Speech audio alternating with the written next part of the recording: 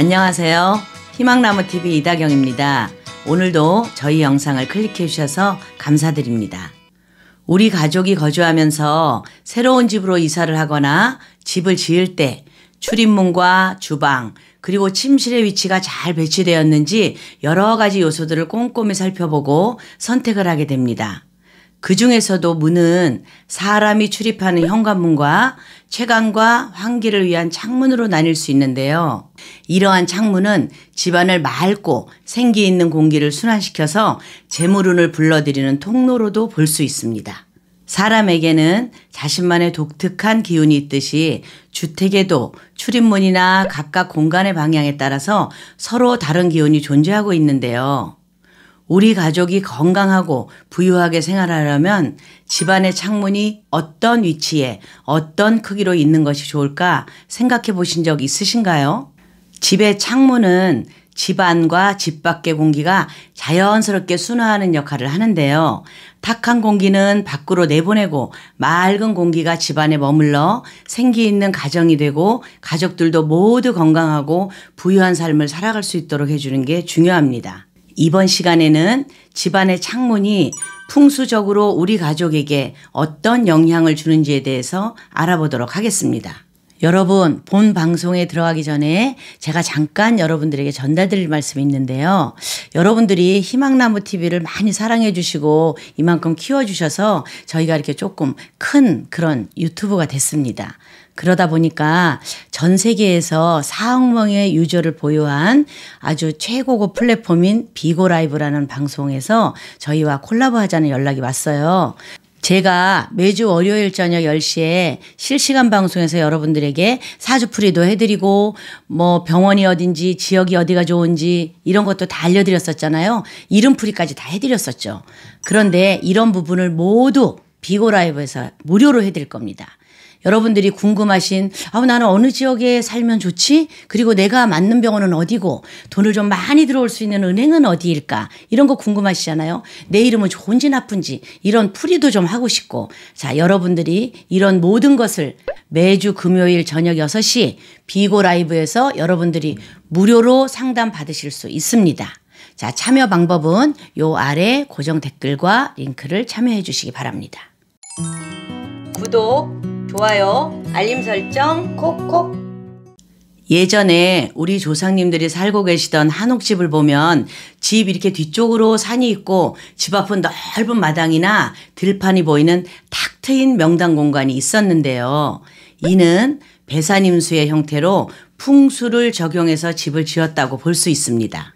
그러나 요즘 아파트나 빌라의 경우를 보면 대부분 비슷한 내부 구조가 많고 창문의 넓이가 크고 넓어졌는데요. 투명하게 안팎이 모두 보이는 현대주택의 창문은 창밖의 전망을 내다볼 수도 있고 햇빛과 바람이 잘 통할 수 있도록 설계해서 지었기 때문입니다.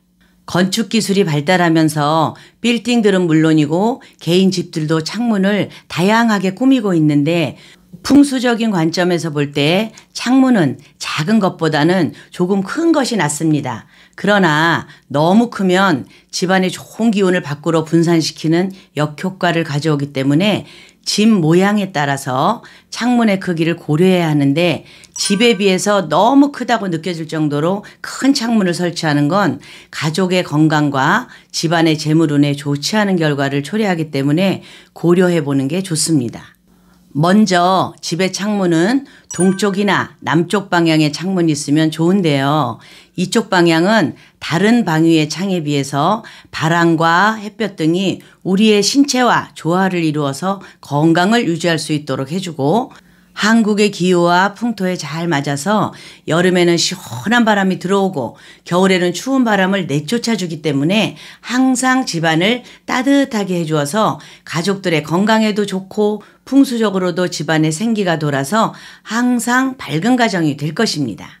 그래서 나이 드신 부모님이나 몸이 불편한 가족이 있다면 동쪽이나 남쪽에 창문이 있는 침실에서 생활할 수 있게 해주는 것이 건강에 좋습니다. 반대로 서쪽이나 북쪽 방향에도 창문이 있을 수 있는데요. 여름 오후의 햇볕이 집안 깊숙이 들어오고 겨울엔 차가운 북서 계절풍이 몰려 들어와서 집안의 생기를 빼앗기게 되고 집안의 따뜻한 기운을 잃을 수 있어서 좋은 방향이라고 볼 수 없습니다. 혹시 서쪽이나 북쪽에 창문이 있다면 커튼이나 블라인드로 햇볕을 차단해 주시던지 격자로 된 가리개를 설치하는 게 풍수적으로 집안에 음습한 기운이 머물지 못하게 하는 그런 효과가 있습니다. 창문의 위치는 집안의 통풍을 고려해서 결정하는데요. 특히 서양집은 남양집과 다르게 창문을 통한 비보가 좀 필요한데요.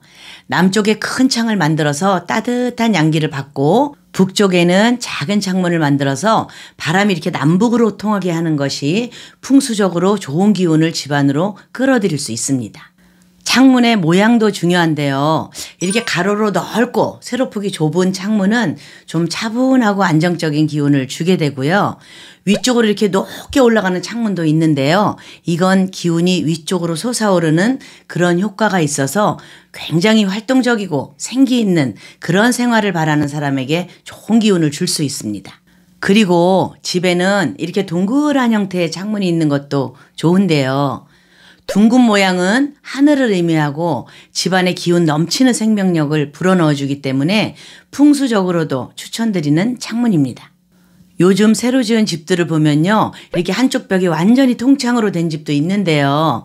탁 트이고 시야가 시원한 개방감이 있어서 좋고 집이 현대적이고 세련돼 보이지만 냉온방을 위한 비용이 많이 들기도 하고요. 또한 불이 나거나 천재지변이 생기면 벽돌보다 이 유리가 약해서요. 사람을 보호해주기 힘들고 사생활 보호도 안 되니 무조건 큰 창을 만들기보다는 가족들의 건강과 안정감을 고려해서 집의 평수에 맞는 창문을 만드는 것이 지혜로운 방법입니다. 오늘은 여러분들에게 집안의 창문에 대해서 말씀드렸는데요. 우리 가족이 살아갈 집을 구할 때 창문을 단순하게 장식의 역할로만 보는 사람이 있습니다. 양택 풍수에서는 창문을 좋은 기운을 불러들이는 통로로 생각해서 창문의 위치나 모양, 크기 등을 중요하게 생각하고 있는데 여러분들이 집을 구할 때에도 이 점을 참고하시기 바랍니다.